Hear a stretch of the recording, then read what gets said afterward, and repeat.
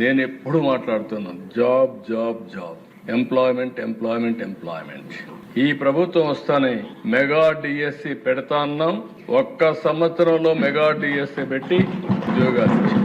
ఆ తర్వాత మీరందరూ ఆలోచిస్తే ఎప్పటి నుంచో పెండింగ్ లో ఉన్న పోలీస్ కానిస్టేబుల్స్ 6,000 మందికి ఉద్యోగాలు ఇవ్వడమే కాకుండా ఎలాంటి అడ్డంకులు లేకుండా స్టైఫండ్ కూడా 4,500 ఉంటే, నేను పవన్ కళ్యాణ్ గారు ఉంటే వాళ్ళు అడిగితే 12,000 రూపాయలు చేసి ఇమ్మీడియట్ గా అక్కడే అనౌన్స్ చేశామని చెప్పి కూడా నేను మీకు తెలియజేస్తున్నా. ఈరోజు దిశ ఎప్పుడైనా సరే నిన్న కూడా చూస్తున్నా, కొంతమంది ఉద్యోగాలు రాలేదంటారు. అదే వ్యక్తి మళ్ళీ నువ్వు ఎట్లా ఈ ల్యాండ్ ఇచ్చావంటాడు. ల్యాండ్ ఇవ్వకూడదు, ఇన్సెంటివ్స్ ఇవ్వకూడదు, ఉద్యోగాలు రావాలి. ఈ రోజు వీళ్ళ ఉద్దేశం ఏంటంటే అధ్యక్ష, ఉద్యోగం రాకూడదు, అన్ఎంప్లాయ్మెంట్ ఉండాలి, ప్రభుత్వానికి చెడ్డ పేరు రావాలి, తద్వారా వీళ్ళకి రాజకీయ లబ్ధి పొందాలనే ఆలోచన తప్ప ఇంకోటి లేదు. అందుకే అధ్యక్ష ఈ ప్రభుత్వం చాలా స్పష్టంగా ఉన్నాం. ఒకప్పుడు నేను ఈజ్ ఆఫ్ డూయింగ్ బిజినెస్ మాట్లాడా, ఇప్పుడు gear March speed of doing business మాట్లాడుతున్నాం. ఇంకొక మాట కూడా ఎస్క్రో అకౌంట్ కూడా తీసుకొస్తానని చెప్పాం.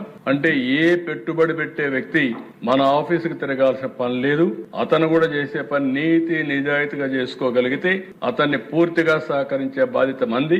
అందుకే ఎస్క్రో అకౌంట్ తీసుకొస్తున్నాం. Is of doing business all clearances record time లో క్లియర్ చేస్తాం. ఇంకా సింప్లిఫికేషన్ ప్రొసీజర్ తీసుకొస్తాం.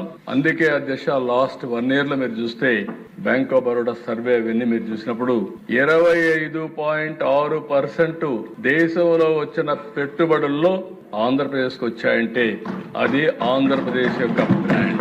5 ఏళ్ల దిశ 1924 ఇక్కడ ఉండేవాళ్ళు పారిపోయారు. అమర్ రాజా లాంటి కంపెనీ, నాకు ఒక కోర్ కమిట్మెంట్ ఉండే కంపెనీ. రామచంద్ర నాయుడు నాకు ఐడియా ఉంది దిశ, అమెరికా నుంచి వస్తానే చిత్తూరులో పుట్టాం, చిత్తూరులో పెట్టాలి అని తిరుపతి కేంద్రంగా తీసుకుని పెట్టి ఆడనే కార్పొరేట్ ఆఫీస్ పెట్టుకునే పరిస్థితికి వచ్చారు. ఆ 5 ఏళ్లు జరిగినటువంటి అరాచకం చూసిన తర్వాత తప్పు చేసేమేమో, మనం కూడా రిస్క్ మిటిగేషన్కి వెళ్ళాలి అని వేరే రాష్ట్రానికి ఇన్వెస్ట్మెంట్ పెట్టే పరిస్థితికి వచ్చారు అధ్యక్ష.